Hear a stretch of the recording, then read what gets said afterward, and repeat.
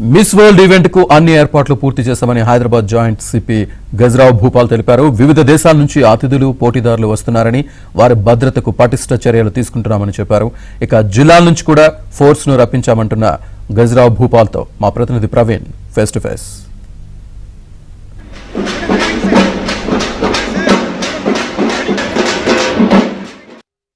ప్రతిష్టాత్మకంగా miss world event అయితే మాత్రం ఘనంగా నిర్వహించేందుకు ఇప్పటికే అన్ని ఏర్పాట్లు పూర్తి చేయడం జరిగింది. ఇప్పటికే పోలీసులు కూడా భద్రతాపరమైనటువంటి చర్యలు తీసుకుంటున్నారు. మరోవైపు శంషాబాద్ ఎయిర్పోర్ట్ నుండి నేరుగా వాళ్ళకి కేటాయించినటువంటి హోటల్స్కి వెళ్ళేటువంటి మార్గంలో కూడా ఎక్కడ ఎలాంటి ఇబ్బందులు తలెత్తకుండా ఒకవైపు ట్రాఫిక్ పోలీసులు కూడా పూర్తి స్థాయిలో చర్యలు తీసుకుంటున్నటువంటి పరిస్థితి ఉంది. ఈ ఈవెంట్లో ముఖ్యంగా అతిథులకు ఏ విధంగా బందోబస్తు ఉండబోతుంది, ట్రాఫిక్ సంబంధించినటువంటి ఎలా ఉండబోతుంది, ప్రజలు కూడా ఆ సమయాల్లో ఎలా ఉండాలనేటువంటి అంశానికి సంబంధించి ప్రస్తుతం మనతో పాటు మాట్లాడడానికి సైబరాబాద్ జాయింట్ సిపి గజరావ్ భూపాల్ ఉన్నారు. ఒకసారి మాట్లాడదాం సార్. ఈ ఈవెంట్ అనేది చాలా ప్రతిష్టాత్మకంగా తీసుకున్నారు. ముఖ్యంగా మీరు ఇప్పటికే చాలా సార్లు రివ్యూ కూడా చేయడం జరిగింది. ఈ ఈవెంట్ అనేది ఎప్పటి నుంచి స్టార్ట్ కాబోతుంది, వచ్చేటువంటి అతిథులకు సంబంధించినటువంటి ఏర్పాట్లు ఇవన్నీ ఎలా ఉండబోతున్నాయి? మనకి మిస్ వరల్డ్ ఈవెంట్ ఇది 10వ తారీఖున ఓపెనింగ్ సెరమనీ ఉంటుంది గచ్చిబౌలి ఇండోర్ స్టేడియంలో.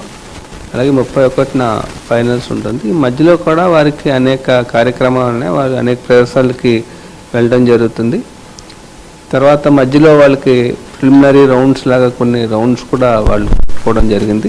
దానికి అనుగుణంగా అన్ని రకాల ఏర్పాట్లు కూడా చేయడం జరిగింది.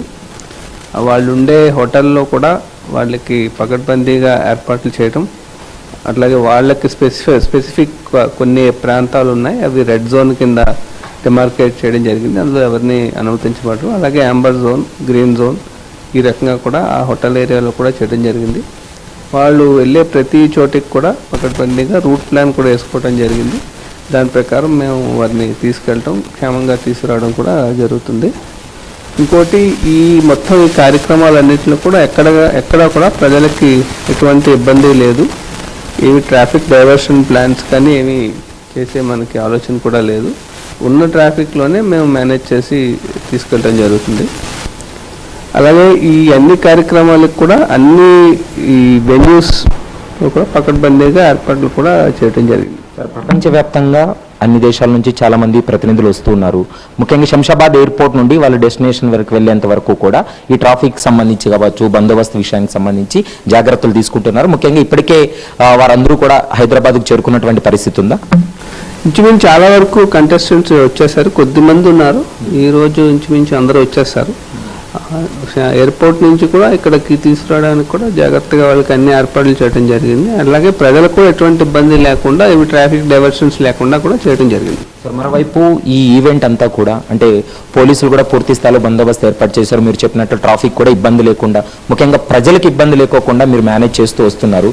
కానీ చాలా ప్రదేశాలు అంటే ముఖ్యంగా హెచ్ఐసిసి కావచ్చు, వీళ్ళు గోల్కొండ కాబట్టి ఇట్లా వెళ్ళేటువంటి సమయాల్లో అప్పుడేమైనా ఆంక్షలు విధించేటువంటి అవకాశం ఉంటుందా? ట్రాఫిక్ ఆంక్షలు అయితే ఈ మొత్తం ఎక్కడ కూడా ఏ వెన్యూస్కి వెళ్ళే దగ్గర కూడా ట్రాఫిక్ ఆంక్షలు అయితే లేవు.